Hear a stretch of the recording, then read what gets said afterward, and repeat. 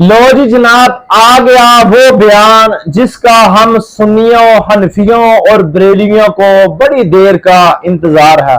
फतवे पे फतवा, फतवे पे फतवा, ये बिदत, ये बिदत, ये बिदत, यहां इज्तिमा नहीं कर सकते, यहां हाथ नहीं उठा सकते, यहां ये नहीं कर सकते, वहां वो नहीं कर सकते। और ये जुमला कहते हुए गया कि तौबा अस्तगफिरुल्लाह।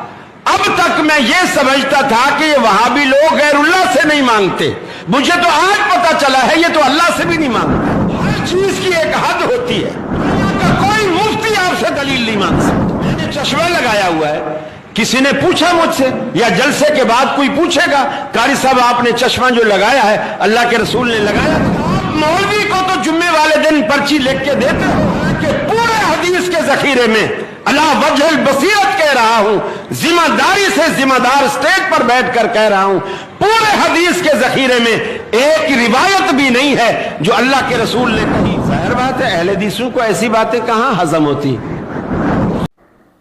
वो सियाने कहते हैं ना कि देर आए दुरुस्त आए, और इंशाअल्लाह ताला आस्ता आस्ता जैसे जैसे ये हकीकतें इन पर खुलेंगी ना तो ये दुरुस्त ही आएंगे। ये आज तक हम पर ये वहाबी देवबंदी शिरक और बिद्दत और हरफात जैसे ये जो हम पर फतवे लगा रहे हैं ना, ये भी मुशरक, वो भी मुशरक, इसने भी शिरक कर दिया, उसने भी शिरक कर दिया।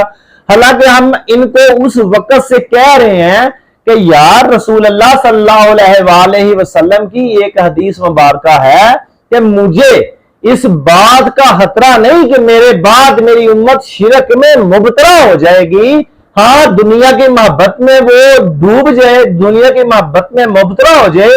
अल्लाह के नबी ने फरमाया इस चीज का मुझे खदशा है।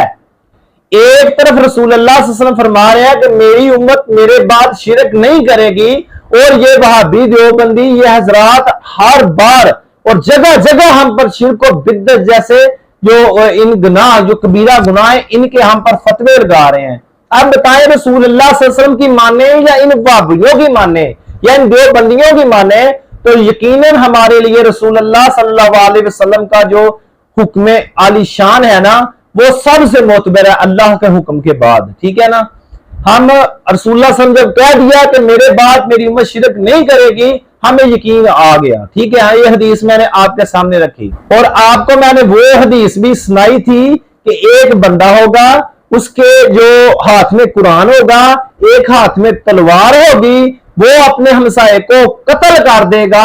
और रसूल अल्लाह सल्लल्लाहु अलैहि वसल्लम फरमाया कत्ल करने की वजह क्या रखेगा? लोग पूछेंगे तूने इस हमसाये को कत्ल क्यों किया? कहेगा ये मुशरिक है, यानी कि शिरक का फतवा लगाकर उसको कत्ल करेगा। तो सहाबा ने पूछा या रसूल अल्लाह सल्लल्लाहु अलैहि वसल्लम कत्ल होने वाला हक पर है या कत्ल करने वाला हक पर है? तो रसूल अल्लाह सल्लल्लाहु अलैहि वसल्लम फरमाया जो कुरान करीम की तिलावत कर रहा है और जिसने कत्ल किया वो ना हक पर है, जिसने शिरक का फतवा लगाया वो ना हक पर है, और जो कत्ल हुआ वो हक पर है। वो शिरक का फतवा लगाने वाला ना हक इसलिए है, मैं मोहम्मद कह रहा हूं मेरे बाद मेरी उम्मत शिरक नहीं करेगी।